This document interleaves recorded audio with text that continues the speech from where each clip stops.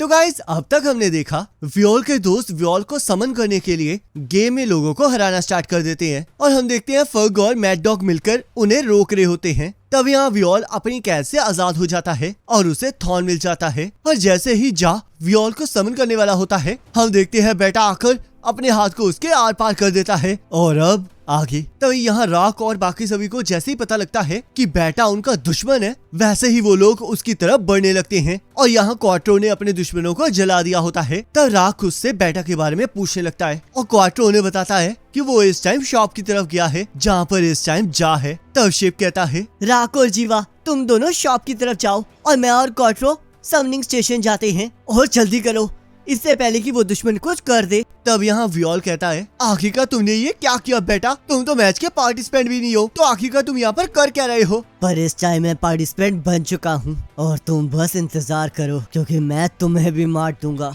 आखिरकार तुम ये सब कुछ क्यों कर रहे हो, तुम तो मुझसे नफरत करते हो ना, तो आखिरकार बाकियों को क्यों हर्ट कर रहे हो। मैंने तुम्हें पहले भी बताया है फिनिश प्रोडक्ट कि मैं चाहता हूँ कि तुम्हें निराशा हो, तो इसलिए मैं ये सब कुछ कर रहा हूँ। मुझे नहीं पता कि तुम मेरे ट्रैप से कैसे बच गए पर मैं इस अपॉर्चुनिटी को नहीं खो सकता था। तो अब देखो कि मैं तुम्हारे सामने कैसे तुम्हारे दोस्तों को मारता हूँ। चलो मैं अब इसे मार देता हूँ क्योंकि वैसे भी इसके पास ज्यादा टाइम नहीं बचा है। तो कौन सोचता है अगर ऐसे ही चलता रहा तो जाम मर जाएगा, हमें जल्द से जल्द इस मैच को छोड़ना होगा। तब हम देखते हैं जैसे ही बेटा जा पर हमला करने लगता है वैसे ही राक उसके ऊपर भाला फेंक देता है और जा की ऐसी हालत देखकर बहुत ज्यादा गुस्से में आ जाता है। तब बेटा कहता है लगता है तुम लोग भी मेरे हाथों से मरना चाहते हो। चलो स्लीपिंग ब्यूटी उठो और अपने काम पर लग जाओ। तब लॉरे उठकर कहता है रुको जरा, ऐसा लग रहा है जैसे कि तुमने कुछ खा लिया है। तो ये सुनते ही बेटा हैरान हो जाता है और यहाँ क्वार्टरो, वेस्पा और शिप टीममेट समनिंग स्टेशन पर पहुंच जाते हैं जहाँ उन्हें हॉर्न मिलता है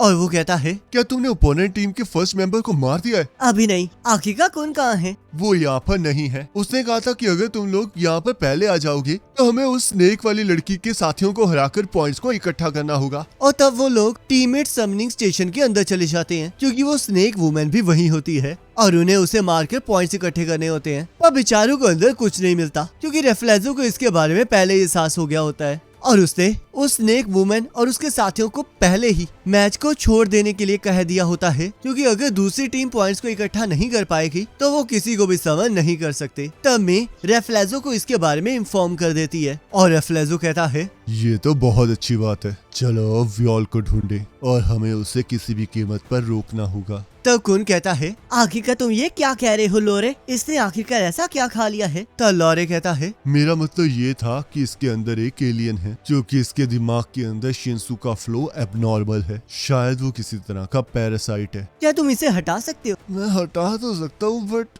आखिर का इतना काम करेगा कौन?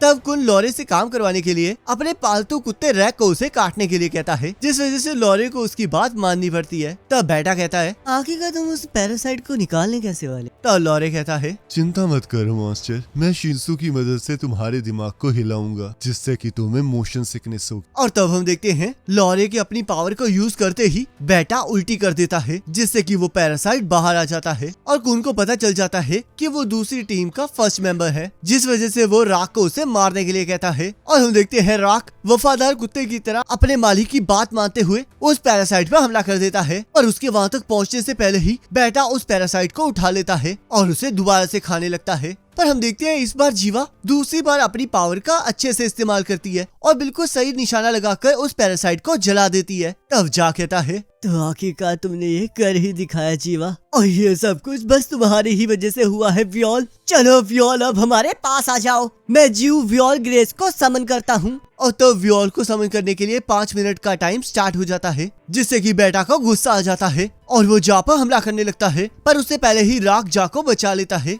और जा से उसका हालचाल पूछने लगता है। तब जा कहता है चिंता मत करो, इतनी दूर आकर मैं इतनी आसानी से नहीं मरूंगा। तो यहाँ आयो सभी लोगों को सभी सिचुएशन के बारे में बताता है जिससे कि शिप को भी पता लग जाता है कि कुन और बाकी सभी लोग शॉप पर है और तब वो वेस्पा को एंड्रोसी को समन करने के लिए कहता है। तब आयो किसी से बात करते हुए कहता है, मैं यहाँ पर सारी चीजें संभाल लूंगा, तो इसलिए जितना जल्दी हो सके उन्हें पकड़ो। जितना हो सके उस चीज को उतना नॉर्मल रखना, ताकि लोगों को लगे कि ये एक स्पेशल इवेंट है। तब फंक आयो को बुलाने आ जाता है और यहाँ बेटा को गुस्सा आ जाता है, जिस वजह से वो अपनी पावर से उन लोगों पर हमला करने लगता है। तब उन सभी लोगों को लॉरे के पीछे छुपने के लिए कहता है और हम देखते हैं लॉरे अपने शिंसू से सभी लोगों को बचा लेता है। तब लॉरे कहता है, मैंने तुम्हें पहले भी कहा है कि मैं इस मॉन्स्टर के साथ नहीं लड़ना चाहता, क्योंकि ये बहुत ज्यादा सिरदर्दी वाला काम है। तब कुन कहता है, आखिरकार तुम इसे मॉन्स्टर क्यों कह रहे हो? क्योंकि अब ये ह्यूमन नहीं रहा है और इस टाइम तो ये अपने शिंसू को खुद मैनिपुलेट भी नहीं कर रहा है। आखिरकार तुम्हारे कहने का मतलब क्या है? इसके बारे में ज्यादा कुछ मैं नहीं जानता, पर यहाँ पर हम लोग वर्कशॉप की बात कर रहे हैं, जिसका मतलब उन लोगों ने इसके अंदर जरूर कुछ डाला है जिससे कि ये मॉन्स्टर बन जाए। तब हम देखते हैं बेटा की पावर्स बढ़ने लगती हैं और उसकी एक आंख का कलर चेंज हो जाता है। तब बेटा शिंसू से उन पर हमला कर देता है और राक उसके हमले को रोक देता है। तब बेटा अपने शिंसू से समन करने वाले स्प्रिंग को तोड़ने लगता है, पर लैरो उस पर हमला करके उसे रोक देता है और राक और जीवा मिलके बेटा के शिंसू को खत्म कर देते हैं। और इससे बेटा और भी ज्यादा एक्साइटेड हो जाता है और कहता है, मुझे लगा नहीं था कि मैं इस चीज का इस्तेमाल करूंगा। और तब हम देखते हैं बेटा के शिंसू से एक बहुत बड़ा मॉन्स्टर बन जाता है। तब कुन कहता है, व्योल 3 मिनट में यहाँ पर समन होने वाला है, तो हमें तब तक इसे रोक कर रखना होगा। तब बेटा कहता है, तुम गलत हो, क्योंकि सब कुछ अभी खत्म हो जाएगा और मुझे तो तुम्हारे बारे में सबसे बुरा लग रहा है व्योल, क्योंकि तुम यहाँ पर अपने दोस्तों को मरते हुए देखोगे। पर चिंता मत करो, बहुत जल्द तुम इनके पास ही पहुँच जाओगे। तब हम देखते हैं बेटा को रोकने वहाँ पर डॉक्टर सोफिया आ जाती है और उसे वापस लैब में चलने के लिए कहती है। तब बेटा कहता है, चुप कर जाओ, मुझे ये मत बताओ कि मुझे क्या करना है। क्या तुम देख नहीं सकती कि तुमने कौन सा मॉन्स्टर बना दिया है? एमिली ने मुझे सब कुछ बता दिया है कि अब मैं ह्यूमन नहीं रहा हूँ, बल्कि एक वेपन बन चुका हूँ, ताकि तुम लोग बदला ले सको। तो इसलिए अब मैं अपने हाथों से सब कुछ डिस्ट्रॉय कर दूंगा।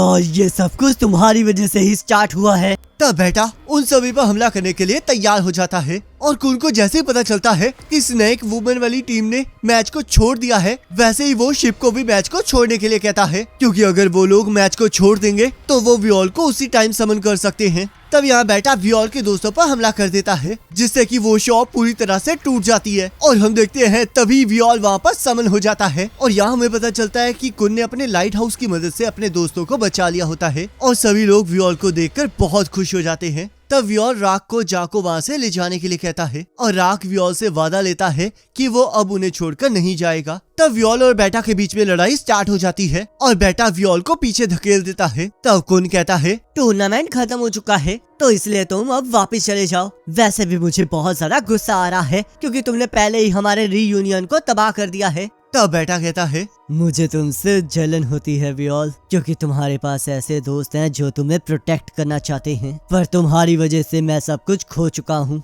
एक्सपेरिमेंट के बाद हम बस 5 ही बचे थे और हम सभी लोग एक फैमिली की तरह थे। पर तभी एक दिन वर्कशॉप रिसर्चर्स ने हमें कहा कि हमें एक दूसरे से लड़ना होगा और जो जीत जाएगा उसे इग्निशन वेपन बना दिया जाएगा, जिससे कि वो आजाद हो सकता है। और जैसे ही हम सभी को ये पता चला कि हम लोग आजाद हो सकते हैं, वैसे ही हमने एक दूसरे को मारना स्टार्ट कर दिया। पर वो सब कुछ झूठ था, क्योंकि मैं वर्कशॉप की मेडिसिन के बिना एक दिन भी नहीं जी सकता। शुरुआत से मुझे कभी भी दोस्ती और फ्रीडम रखने का कोई हक नहीं था, पर तुम ये सब कुछ चाहते हो, तो इसलिए मैं सब कुछ तबाह कर दूंगा। तो बेटा फिर से अपनी पावर को इकट्ठा करने लगता है और व्योल भी अपनी 5 शिंसू की पावर को मिलाकर बेटा के शिंसू पर एक जोरदार हमला करता है और उससे बेटा के शिंसू को कुछ नहीं होता और वो फिर से व्योल पर हमला कर देता है। तब कुन व्योल को बचा लेता है। तब व्योल बेटा के साथ लड़ते हुए कहता है, आखिरकार तुम इन सभी चीजों का जिम्मेदार मुझे क्यों समझते हो? ये तो सब कुछ फक्का किया धरा है ना? तो तुम ये कहना चाहते हो कि तुम्हारा इससे कोई लेना देना नहीं है? मेरा इसके साथ सच में कोई लेना देना नहीं है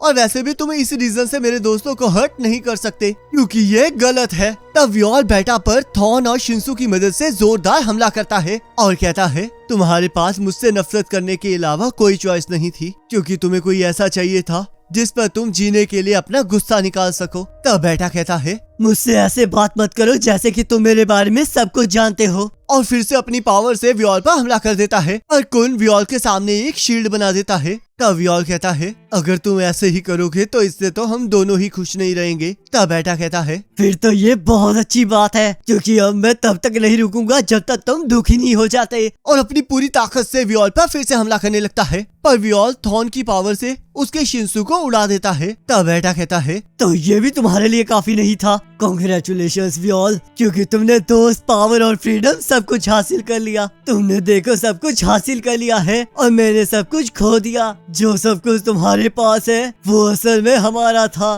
तुम गलत हो, क्योंकि ये हमेशा से मेरा ही था। जब मैं पैदा हुआ तब मैं अंधेरे में कैद था, पर एक दिन मुझे एक रोशनी मिली जिसके पीछे पीछे मैं टावर पर आ गया। जो मेमोरीज मैंने यहाँ पर लोगों के साथ बनाई हैं वो मेरे लिए बहुत प्रीशियस हैं। और चाहे हम लोगों ने एक दूसरे को हर्ट किया हो, पर फिर भी हम लोगों ने एक दूसरे को बचाया है। ये सब कुछ मेरा खजाना है। तब सोफिया भी बेटा को रुकने के लिए कहती है और उसे समझाती है कि व्योल का उसके एक्सपेरिमेंट से कोई लेना देना नहीं है, तो इसलिए उसे व्योल के साथ नफरत नहीं करनी चाहिए। तो हमें पता चलता है कि ये सब कुछ उसे एमिली ने बताया होता है और वो मेडिसिन ना खाने की वजह से नीचे गिर जाता है। तो सोफिया उसे दवाई देने के लिए कहती है और हम देखते हैं वर्कशॉप के सोल्जर्स हायरफ्स के कहने पर उसे मारने के लिए तैयार हो जाते हैं। और हम देखते हैं होन और क्वार्टरो आकर उन सोल्जर्स को मारना स्टार्ट कर देते हैं और राख, शिप और हात्सू भी वहाँ पर आ जाते हैं। तब कुन कहता है शिप, मुझे तो लगा था कि तुम लोगों ने मैच को छोड़ दिया है। तब शिप कहता है सिस्टम में कोई एरर आ गया था जिस वजह से हम मैच को नहीं छोड़ पाए,